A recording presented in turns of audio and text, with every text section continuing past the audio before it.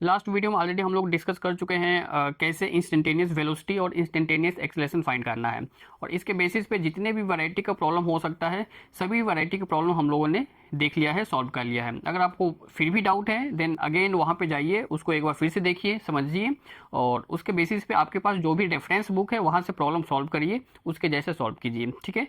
Then तभी जाके आपका फिजिक्स का कॉन्सेप्ट क्लियर होगा। कोई सा भी टॉपिक हो, जब तक आप खुद से प्रॉब्लम को सॉल्व नहीं करेंगे तब तक कॉन्सेप्ट क्लियर नहीं हो पाएगा। क्लियर है कि नहीं? तो आज की वीडियो में हम लोग स्टार्ट करेंगे जो काइनेमेटिक्स के 4 इक्वेशन है, यूनिफॉर्मली एक्सेलरेटेड मोशन के 4 इक्वेशन है, वो कैसे बना और उसको कब कब यूज करना है, ठीक है। तो इन 4 काइनेमेटिक्स इक्वेशन के बेसिस पे भी बहुत सारा वैरायटी ऑफ प्रॉब्लम है। तो इसको जो वैरायटी ऑफ प्रॉब्लम है उसको अगले वीडियो में देखेंगे, और आज हम लोग केवल इतना ही देखेंगे कि ये फार्मूला कहाँ कहाँ यूज करना है और ये फार्मूला कैसे बनेगा, ठीक है। और जो काइनेमेटिक्स इक्वेशन है इसका ग्राफिकल मेथड से भी डेरिवेशन किया जाता है और कैलकुलस मेथड से भी डेरिवेशन किया जाता है। तो डेरिवेशन वाला पार्ट हम लोग किसी और दिन देखेंगे। आज की वीडियो में छोटा सा टॉपिक देखेंगे जो काइनेमेटिक्स यूनिफॉर्मली एक्सेलरेटेड मोशन है वो कहाँ से बना, सभी टर्म का मीनिंग क्या है और कब कब यूज करेंगे हम लोग, ठीक है। आइए स्टार्ट करते हैं हम लोग। तो सबसे पहले हम लोग देखेंगे वो जो 4 काइनेमेटिक्स यूनिफॉर्मली एक्सेलरेटेड मोशन है कौन कौन सा है, ठीक है। तो सबसे पहला इक्वेशन है kinematics kinematics equations for uniformly accelerated motion in a straight line straight line करने का मतलब यहाँ पे कर्व नहीं होना चाहिए, डायरेक्शन चेंज हो सकता है लेकिन कर्व नहीं होना चाहिए, ठीक है।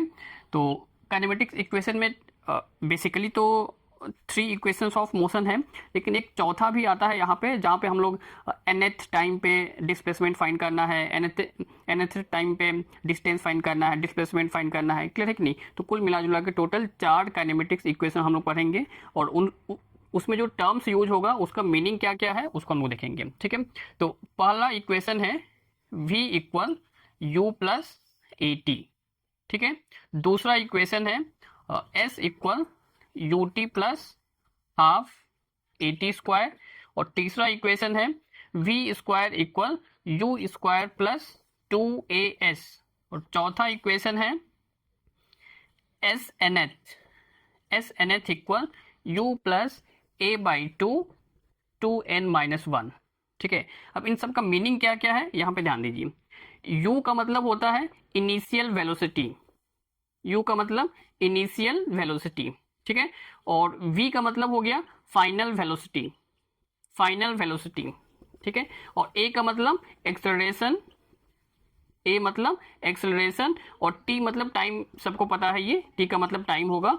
अच्छा, यहाँ पे ये जो s दिख रहा है, s यहाँ पे डिस्प्लेसमेंट है, लेकिन कुछ प्रॉब्लम में ऐसे भी पूछा जाएगा फाइंड द डिस्टेंस, तो भी s का मतलब यहाँ पर डिस्टेंस हो जाएगा। क्यों? क्योंकि जब स्ट्रेट लाइन मोशन होगा उस केस में जितना डिस्टेंस होगा उतना ही डिस्प्लेसमेंट का वैल्यू हो जाएगा, ठीक है। तो डिस्प्लेसमेंट और डिस्टेंस भी बोल सकते हैं यहाँ पे अगर स्ट्रेट लाइन मोशन नहीं है। क्लियर है कि नहीं? अगर मान लीजिए डायरेक्शन चेंज हो रहा है तो डिस्प्लेसमेंट फाइंड करने का तरीका क्या है? फाइनल पोजीशन को इनिशियल पोजीशन से ज्वाइन कर देना है, ठीक है। फाइनल पोजीशन को इनिशियल से ज्वाइन कर देना है, एस हमें मिल जाएगा। और ये एस एनएथ क्या है? डिस्टेंस ट्रेवल्ड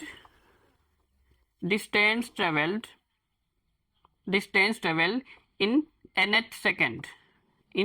nth सेकेंड, यानी कि अगर आपसे पूछा जाए थर्ड सेकेंड में कितना डिस्टेंस ट्रेवल हुआ, फोर्थ सेकेंड में कितना डिस्टेंस ट्रेवल हुआ, 10th सेकेंड में कितना डिस्टेंस ट्रेवल हुआ, देन इस वाले फार्मूला का यूज हम लोग कर सकते हैं, ठीक है।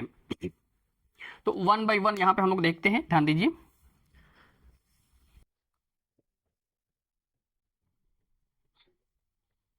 बेसिक चीज केवल जो टर्म यूज हो रहा है फार्मूला में उसका मीनिंग क्या है, कैसे बन रहा है, हम लोग यूज करेंगे यहाँ पे, ठीक है। Suppose at T equal zero का मतलब स्टार्टिंग पॉइंट, ठीक है। At T equal zero initial position equal x not initial position हो गया, इनिशियल वेलोसिटी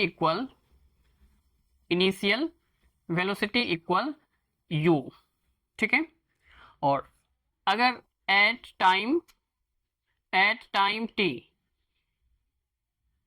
इनिशियल टाइम 0 मान लिया हमने, और t टाइम बाद क्या क्या है हमारे पास, फाइनल पोजीशन इक्वल x, और फाइनल वेलोसिटी इक्वल v, ठीक है। तो अगर मान लीजिए हमें एक्सेलरेशन फाइंड करना है, तो एक्सेलरेशन का फॉर्मूला क्या होता है, change in velocity divided time या टाइम टेकन। क्लियर है कि नहीं। एक्सेलरेशन फाइंड करना है तो एक्सेलरेशन का सिंबल ए रख दिया हमने, और चेंज इन वेलोसिटी का मतलब फाइनल वेलोसिटी v है और इनिशियल वेलोसिटी u है, तो v minus you divided time taken कितना हो गया, फाइनल टाइम t लग रहा है और इनिशियल टाइम 0 हो रहा है, तो t माइनस 0 कितना हो जाएगा यहाँ पे, v minus you divided t। अगर क्रॉस मल्टीप्लाई किया जाएगा तो v माइनस यू इसके नीचे 1 है, तो v माइनस यू का 1 से मल्टीप्लाई होगा, तो v minus you equal a into T A T हो जाएगा यहाँ पे। क्लियर है कि नहीं, ठीक है। तो यहाँ पे v equal minus you right side जाएगा तो प्लस हो जाएगा u प्लस ए टी, तो ये पहला फार्मूला बन गया यहाँ पे, ठीक है, पहला फार्मूला बन गया। तो यहाँ पे फार्मूला के बेसिस पे हम लोग फाइंड क्या करेंगे, जैसे यहाँ पे टाइम दिया गया है, एक्सेलरेशन दिया गया है और इनिशियल वेलोसिटी दिया गया है।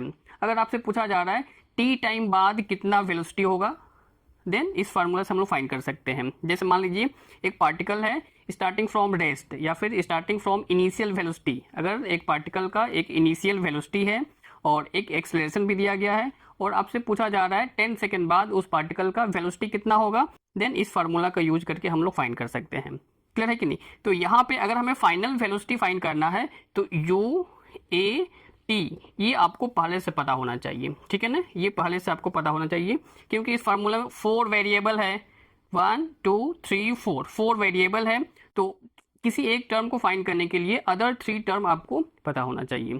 क्लियर है कि नहीं, ठीक है, नोट कीजिए इसको। तो ये पहला फार्मूला हो गया।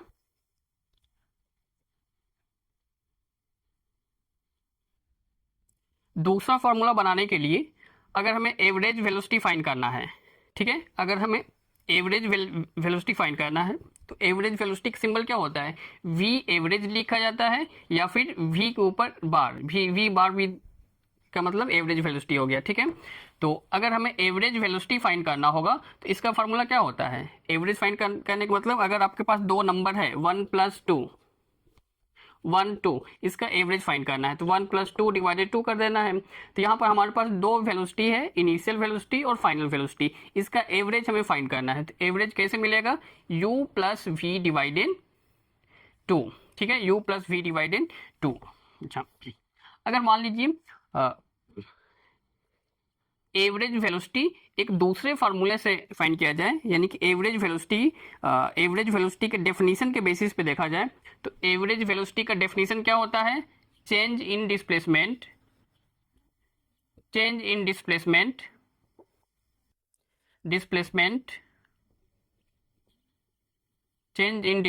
डिवाइडेड टाइम टेकन, ठीक है। तो चेंज इन डिस्प्लेसमेंट कितना होगा, फाइनल पोजीशन x है और इनिशियल पोजीशन x0 है, तो change in displacement final position minus initial position divided time taken कितना लग रहा है, फाइनल टाइम t है और इनिशियल टाइम 0 है यहाँ पे, तो t माइनस 0। क्लियर है कि नहीं, ठीक है। यहाँ पे अगर क्रॉस मल्टीप्लाई किया जाएगा, इसको थोड़ा सा और सॉल्व किया जाए, x minus x0 divided t, ठीक है। तो यहाँ पे क्रॉस मल्टीप्लाई किया जाएगा तो एवरेज वेलोसिटी टाइम के साथ क्रॉस मल्टीप्लाई हो जाएगा, x माइनस x0, इसके नीचे 1 है, 1 के साथ मल्टीप्लाई हो जाएगा, तो हमारे पास क्या मिलेगा यहाँ पे, x minus x0 equal average velocity into t, ठीक है। अब यहाँ पे एवरेज वेलोसिटी का वैल्यू पुट करना है, ये वाला वैल्यू, तो कितना हो जाएगा, u + v divided 2 into time. Clear है कि नहीं। अच्छा, यहाँ पे एक और फार्मूला, जो पहला वाला फार्मूला हमने देखा था, फर्स्ट वाला formula v equal u + at, ये वाला फार्मूला अभी हमने देखा है, फर्स्ट वाला फार्मूला, ठीक है। तो v का ये वाला वैल्यू अगर यहाँ पे पुट किया जाएगा, यहाँ पे पुट किया जाएगा तो हमें क्या मिलेगा, u plus A T divided 2 into T. ठीक है, तो u प्लस यू कितना हो जाएगा, 2u plus A T divided 2 into T. Clear है कि नहीं। तो यहाँ पे अगर सॉल्व किया जाए तो इस 2 से इन दोनों को डिवाइड करना है और टाइम का इन दोनों में मल्टीप्लाई कर देना है। 2 से इसको डिवाइड करेंगे, 2 कट हो जाएगा, u का t के साथ मल्टीप्लाई करेंगे, ut आ गया यहाँ पे। ठीक है, plus half A T square. तो यहाँ पे वैल्यू क्या हो रहा है, यहाँ पे x minus X not equal U T plus half A T square. तो एक्चुअल फार्मूला तो ये है हमारा। ठीक है, एक्चुअल फार्मूला ये है, लेकिन x माइनस एक्स नॉट की जगह पे हम लोग s लिखते हैं। s क्या है, डिस्प्लेसमेंट। तो x माइनस एक्स नॉट क्या है, यहाँ पे final position minus initial position, यानी कि displacement, you T plus half A T square. ठीक है, तो ये हो गया सेकेंड इक्वेशन ऑफ मोशन, इसको नोट कीजिए।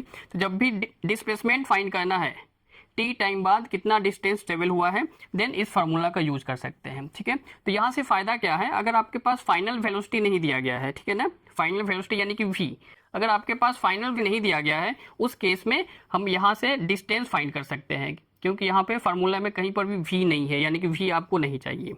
ठीक है, नोट कीजिए इसको।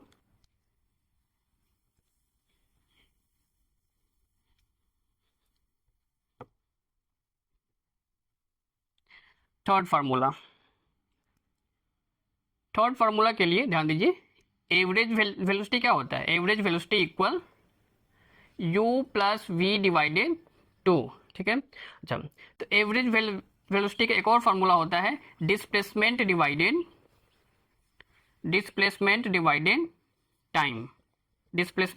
Time.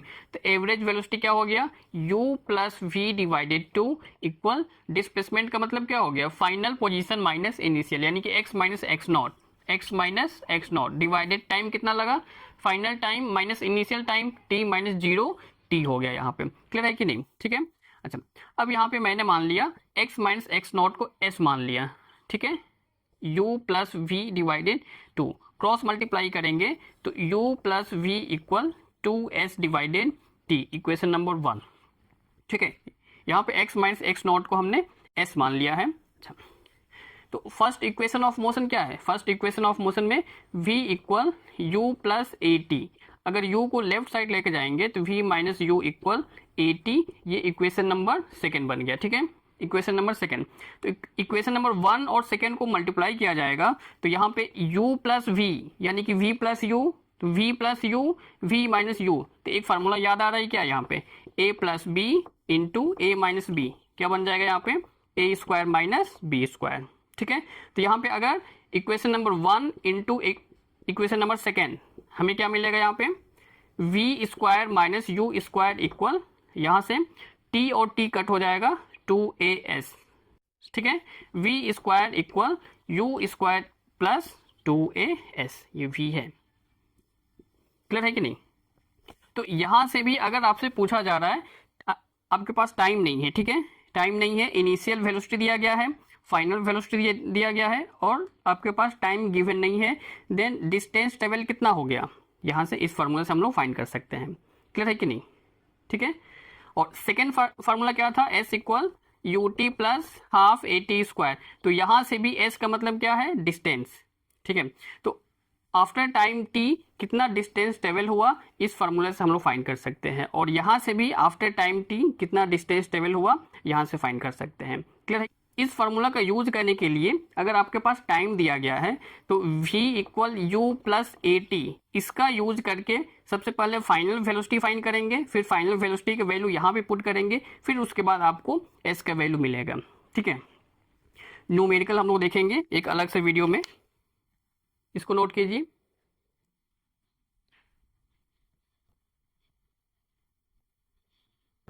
Next last formula 4 number. ठीक है, तो डिस्टेंस का फार्मूला क्या होता है, s equal U T plus half A T square, यानी कि टी टाइम बाद कितना डिस्टेंस हुआ, कितना डिस्टेंस ट्रेवल हुआ, इस फार्मूला से हम लोग फाइंड कर सकते हैं। ठीक है, तो distance travelled in n second, n second में कितना डिस्टेंस ट्रेवल हुआ, सपोज एस एन, अब यहाँ पे t की जगह पे n हमने ले लिया, n सेकेंड में कितना डिस्टेंस ट्रेवल हुआ, तो जहाँ जहाँ t है वहाँ पे n रखना है, तो U N plus half A N square, equation number 1। ठीक है, डिस्टेंस ट्रेवल्ड